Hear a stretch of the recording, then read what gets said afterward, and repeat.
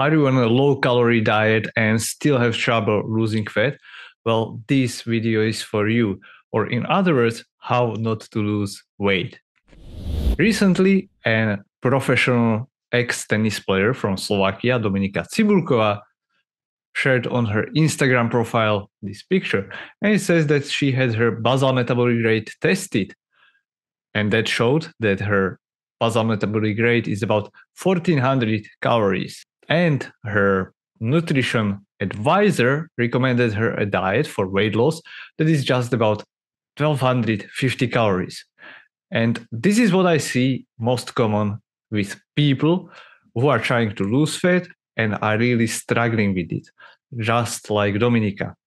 For the context, I've been following Dominika for quite some time, and I know that she had this trouble about 6 years ago when she had trouble losing calories at below 1800 calories. That's while she was training professionally for tennis, which is very low for a person who is training as much and just expending a lot of energy. So what we need to understand and why you should not do it this way is because our metabolism adapts and it is optimizing all the time for survival. What this means is that if we don't give our body enough energy, that means through food, it will not just, let you die. First, you will start losing body weight, fat mass, maybe also some muscle mass. But if you prolong that and you stay in that kind of caloric deficit, you are not providing enough energy for your body for an extended period of time, your metabolic rate starts to slow down. So it starts decreasing, your body temperature starts decreasing, your ability to recover starts decreasing, your libido goes down, your stress hormones goes up, and they stay there elevated for a prolonged period. You are not willing to move as much spontaneously. And these are all physiological and also psychological adaptations that allow you to survive. But in that survival, or better said, battery saving mode, your body is not working optimally. In sports nutrition, it's called also relative energy deficiency in sports. Originally, it was thought that this only applies to women because they started missing their period. But also many men in endurance and physique sports, or where weight plays a role, started experiencing these issues. Professionals started looking deeper into that and found that it goes much deeper than just problems with periods and reproductive. Why is this even important? Well, yes, you can lose, or Dominika can lose her body weight now if she goes to this deep cut, but there are some problems related to this. First, her diet needs to be very on point. Like having 1250 calories doesn't allow her to get enough nutrients like vitamins, minerals, and also like protein is really hard to get on such low calories from whole foods. So she will be relying more on supplements, or she would need to, reduce carbohydrates a lot, reduce fats a lot, all of which are necessary for health. What happens next is that weight loss is a longer process. You cannot just drop body weight like that from day to day. And creating caloric deficit, noticeable caloric deficit, so you start losing weight, we need to take account this. But you need to also understand that losing 1 kilogram of body fat also takes about 8,000 calories deficit. And then, even if she loses then 1 kilogram, the body adapts because now she's lighter. Well, what can you do? You need to decrease it even more, which is like really stupid idea, or increase activity levels to create that caloric deficit.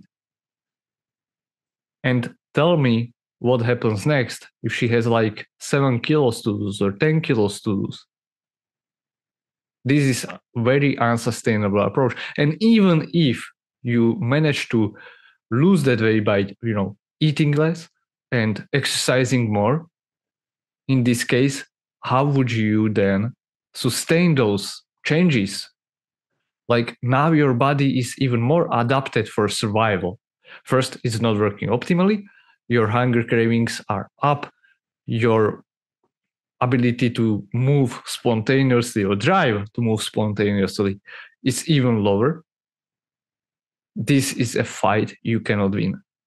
Let me illustrate what we did with a client of mine who is a man in his 50s, 190 centimeters tall. He's also overweight, a lot of body fat to lose. So we didn't start by cutting, because after assessing his diet, what we noticed that he's eating about 1600 calories and mostly from whole foods, which is really great starting point because he already enjoys eating a lot of vegetables. He has a lot of variety in his diet. His protein was quite low. It was about 60 grams per day, which is really little for a man of his size. So what we did is we increased his protein intake, but also energy intake indirectly by increasing that protein. What started to happening is that he noticed he has more energy, he's sleeping less, he has drive to move more, and he started progressing in gym after 3 or 4 years of training suddenly. So what has happened? When your body has more energy, it starts to, using this energy more effectively. It is not as thrifty with it. Before he had like 2,000, maybe 3,000 steps a day at most. Now he is averaging 5 to 6,000 without really putting a lot of effort into that. And look, there are people who respond to these increases in energy differently. So there are different genotypes.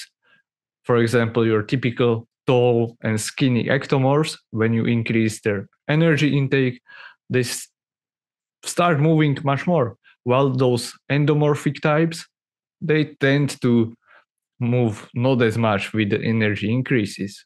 But I would base this not on a body shape or this morphology of the person, but judge it in case-by-case basis. The whole point is, if you are deficient in calories, it might be that your body will be running in this battery saving mode, quote unquote, and you will be struggling to lose fat. And cutting calories from that place is not only unhealthy, but it's unsustainable, leads to yo-yo dieting. So all the things that you do don't work from the long-term perspective.